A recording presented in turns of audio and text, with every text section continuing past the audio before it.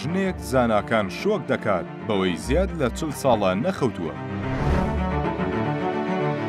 لی زاینخ ئەو ژنە چینیەیە کە زیاد لە 40 ساڵە نەخەوتووە و وەک خۆشی باسی لێوە دەکات لا تەمەنی 5 ساڵیەوە تووشی ئەو حاڵەتە بووە و خەو نەچۆتە چاوەکانی.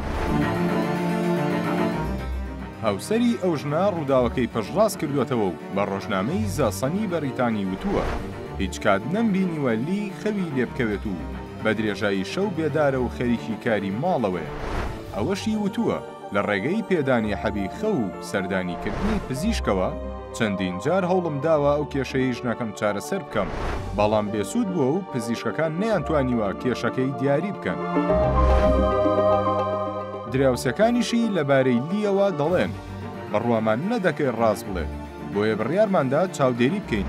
چەندین ڕۆژ و شەو بە نۆرە بە دیاریەوە دانیشتین و بۆمان دەرکەوت ئەو ژنە ڕازگۆیە و بەڕاستی ناخەوێت. بە وتەی پزیشکان ئەو ژنە لە ڕاستیدا دەخەوێت، بەڵام نەک وەک مرۆڤی ئاسایی کە چاوەکانی دابخات، بەڵکو بۆ نمونە کاتێک قسە دەکات یان دەجوڵێت جوڵەی چاوەکانی خاو دەبێتەوە و دەخەوێت.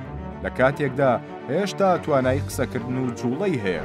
پزیشکان پێیان وایە ئەو دۆخە هاوشێوەی ڕۆشتنە لە کاتی خەودا، وەک هەندێک مرۆڤ کە لە کاتی خەوتندا جەستەیان چالاکە و بەدەم خەوەوە دەڕۆن.